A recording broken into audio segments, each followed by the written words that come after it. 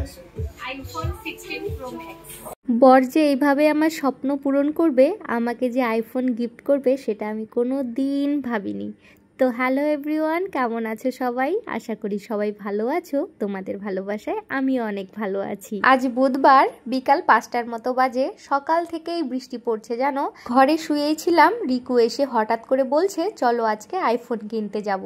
আমি তো অবাক হয়ে গেলাম, ওর কথাটা অতটাও সিরিয়াস নেইনি, কিন্তু যখন বললো সত্যি সত্যি রেডি হও যাব, তো আমি তো একদমই অবাক হয়ে গেলাম। ওর কথা মতো তাড়াতাড়ি রেডি হলাম, দেখি সাথে ভাইও রেডি হয়েছে। তো সবাই মিলে এখন বেরিয়ে পড়লাম হেঁটে হেঁটে। বাড়ির পাশেই টোটো স্ট্যান্ড, একটু হেঁটে এসে টোটোতে উঠলাম। আর এখন আমরা পৌঁছে গেছি মোমেন্ট এন্টারপ্রাইজ, শিব মন্দিরের মোমেন্ট এন্টারপ্রাইজ। তোমরা তো জানোই এটা পুরো ফেমাস দোকান। তো আমরা এই দোকানেই চলে আসছি মোবাইল কিনতে। রিকু বলল আমাকে আর ভাইকে একটু পেছনে বসতে, ও কথা বলে নিচ্ছে। তো ও কথা বলছিল এখানে, আর আমরা ওর পেছনেই বসে আছি। ওকে একটু ডেকে বললাম তুমি একটু এদিকে ঘুরো, আমরা যে আইফোনটা কিনতে এসেছি ওটা নাকি স্টকে নেই। বললো কিছুক্ষণ দাঁড়াতে, সিটি সেন্টার থেকে আসছে। তো আমরা অপেক্ষা করছিলামই। আর এখানে একটা সুন্দর মোবাইল দেখতে পেলাম, যেটা ফোল্ড করা যায়। এই মোবাইলটার নাম গ্যালাক্সি জেড ফোল্ড 7। ভীষণ ভালো লাগলো মোবাইলটা, কিন্তু প্রাইস অনেক। এটার প্রাইস হচ্ছে 1,75,000। ক্যামেরা কোয়ালিটি তো একদম ডিএসএলআর এর মতো, আমি নিজেও চেক করে দেখলাম। বেশ ভালো লাগলো মোবাইলটা দেখে। আধা ঘন্টা ধরে বসে আছি, এখনো মোবাইলের পাত্তা নেই। তারপর আমাদেরকে কফি দিয়ে দিল। কফিটা খেতে কিন্তু দারুণ ছিল। বাইরে পড়ছে বৃষ্টি আর গরম গরম কফি। আমার তো ভীষণ ভালো লাগছিল এই কফি খেতে। কফি খাওয়া শেষ হলো আর আমাদের আইফোনটাও চলে আসছে। আমি তো একদমই অবাক হয়ে গেছিলাম। আগে ভাবছিলাম হয়তো রিকু আমাকে আইফোন 15 বা 14 কিনে দিচ্ছে। এখানে এসে যে দেখছি আইফোন 16 প্রো ম্যাক্স কিনে দিচ্ছে, আমি একদম আশা রাখিনি। খুশিতে তো একদমই আত্মহারা। ভাইও সেটা জানতো না, ভাইও শুনে তো খুব খুশি। রিকু যে নিজের স্বপ্নটাকে পূরণ না করে আমার স্বপ্ন পূরণ করবে, এটা আমি কোনো দিন ভাবিনি জানো। ওর খুব স্বপ্ন যে ও একটা বুলেট কিনবে বা কেটিএম কিনবে। আর ও টাকা জমিয়েছিল, আমি ভাবছিলাম ও ওর নিজের স্বপ্নটাকে পূরণ করার জন্য। তাই বলে যে আমার জন্য আইফোন কিনবে, আমার জন্য ও জমিয়ে রাখছিল টাকাগুলো, এটা আমি কোনো দিন আশা রাখিনি। ফাইনালি মোবাইলটা ওপেন করার সময় আর ভিতর থেকে এত খুশি হচ্ছিলাম, আমার হাত কাঁপছিল। আমি বুঝতে পারছিলাম না কোন দিক দিয়ে খুলতে হয় বা কি করতে হয়। পিছনে যে দাদাটাকে দেখছি, ওই দাদাটা হেল্প করে দিচ্ছে, বলছে দুটা এরো চিহ্ন ধরে টান দাও। তো আমি সেটাই করছি।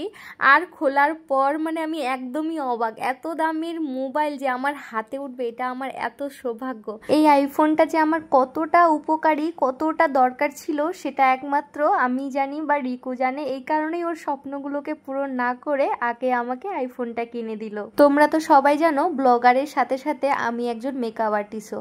মেকআপ আর্টিস্টের কতটা যে প্রয়োজন হয় আইফোন, সেটা একমাত্র মেকআপ আর্টিস্টই জানে। মেকআপের ফটো বা ভিডিওর সাথে সাথে আমার সুন্দর সুন্দর ব্লগও আসবে এখন থেকে।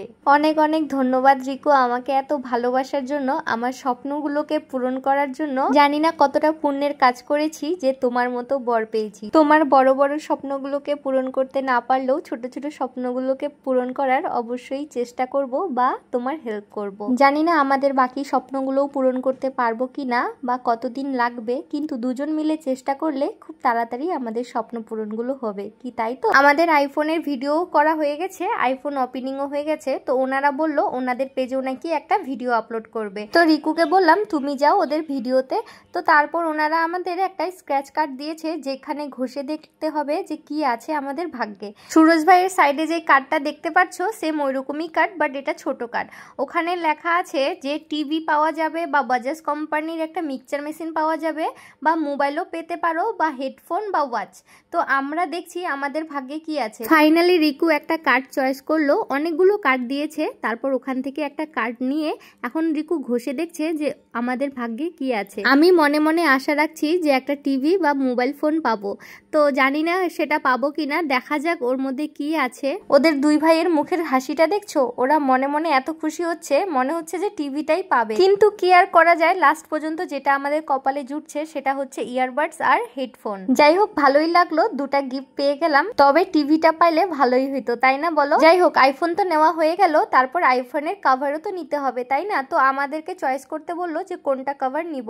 তো ভাই চয়েস করে বলল যে এই কভারটা নাকি অতটাও ভালো লাগে না, তো এই কভারটা ভাইকে খুব ভালো লাগছে, তো এই কভারটাই নিলাম। আর এই কভারটার প্রাইস 1600 টাকা, ওনারা ডিসকাউন্ট করে 1000 টাকা করেছে। একটা ব্যাপার আমার খুব খারাপ লাগলো যে এত দামি মোবাইল নিলাম, একটা চার্জার ফ্রি দেয়নি।